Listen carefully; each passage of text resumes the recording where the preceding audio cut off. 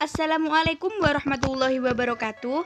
Kami dari kelompok 4 akan menjelaskan tentang pokok-pokok ajaran Islam. Tugas ini diajukan untuk memenuhi mata kuliah studi keislaman. Pokok-pokok ajaran Islam sendiri dibagi menjadi 3. Yang pertama ada akidah, yang kedua syariah, dan yang ketiga akhlak. Yaitu yang pertama, apa sih akidah itu? Secara bahasa, akidah berasal dari kata akdu yang berarti ikatan, atau thiqu yang berarti kepercayaan atau keyakinan yang kuat, al-ihkamu yang berarti mengokohkan atau menetapkan, dan ar-rabtu biquwah yang berarti mengikat dengan kuat. Sedangkan secara terminologi yang umum, akidah adalah iman yang teguh dan pasti yang tidak ada keraguan sedikit pun bagi orang yang meyakininya. Selanjutnya, ruang lingkup akidah. Menurut kajian ulama, ruang lingkup akidah dibagi menjadi 4. Yang pertama ada ilahiyat, nubuwat, ruhaniyat, dan sam'iyat. Ilahiyat membahas tentang segala sesuatu yang berhubungan dengan Allah. Nubuwat membahas tentang segala sesuatu yang berhubungan dengan Nabi dan Rasul. Ruhaniyat membahas tentang segala sesuatu yang berhubungan dengan alam metafisik. Dan sam'iyat membahas tentang segala sesuatu yang hanya bisa diketahui lewat sama', yaitu dalil naqli berupa Al-Quran dan Sunnah.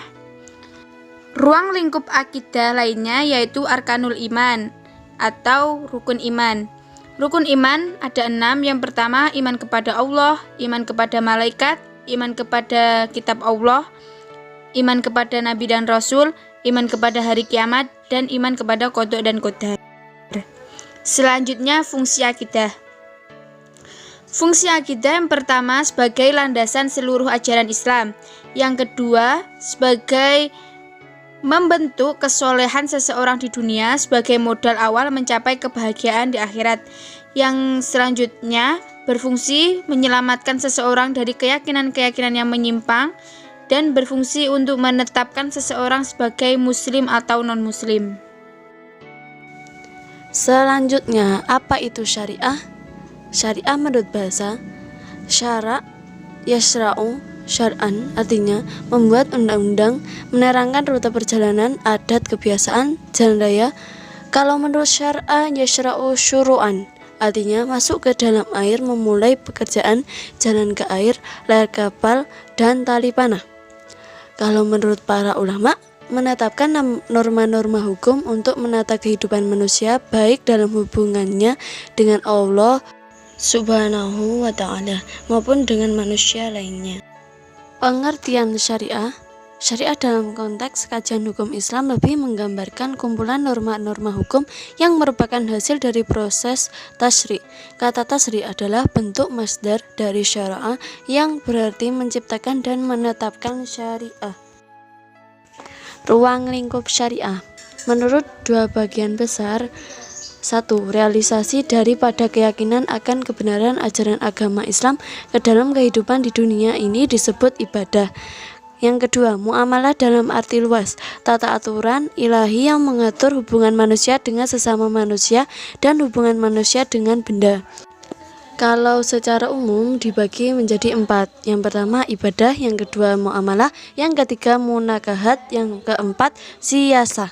Yang pertama ibadah yaitu beberapa peraturan yang mengatur hubungan vertikal hablum min Allah. Yang kedua muamalah yaitu suatu peraturan yang mengatur seseorang dengan lainnya dalam hal tukar menukar harta atau jual beli dan yang searti. Yang ketiga munakahat yaitu peraturan masalah hubungan berkeluarga. Yang keempat siyasah yaitu masalah politik yang intinya adalah amar ma'ruf nahi mungkar. Fungsi syariah. Fungsi syariah adalah sebagai jalan atau jembatan untuk semua manusia dalam berpijak dan berpedoman. Selain itu, ia menjadi media berpola hidup di dunia agar sampai ke kampung tujuan terakhir atau akhirat dan tidak sesat. Manusia dalam hidupnya terkait dengan fungsi syariah pada garis besarnya ada 2 macam, yaitu pertama, manusia sebagai hamba di mana harus menghambakan dirinya di hadapan Khalik atau Allah Subhanahu wa ta'ala. Yang kedua, manusia sebagai khalifah di muka bumi atau mengurus dan mengatur tatanan hidup dan kehidupan.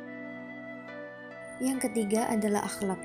Secara etimologi, kata akhlak berasal dari bahasa Arab akhlak yang merupakan bentuk jamak dari kata khuluq yang artinya budi pekerti, peringai tingkah laku atau tabiat.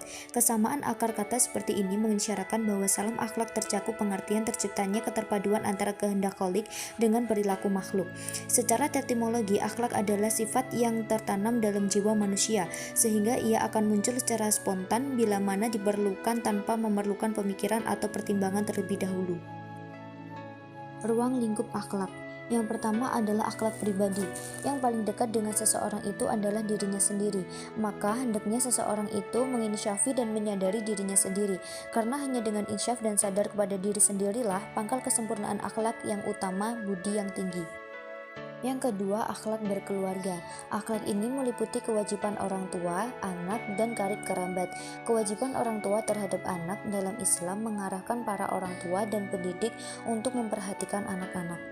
Yang ketiga, akhlak bermasyarakat. Sejak dahulu, manusia tidak dapat hidup sendiri-sendiri dan terpisah satu sama lain, tetapi berkelompok-kelompok, saling membutuhkan dan saling mempengaruhi. Ini merupakan yang disebut masyarakat. Yang keempat adalah akhlak bernegara.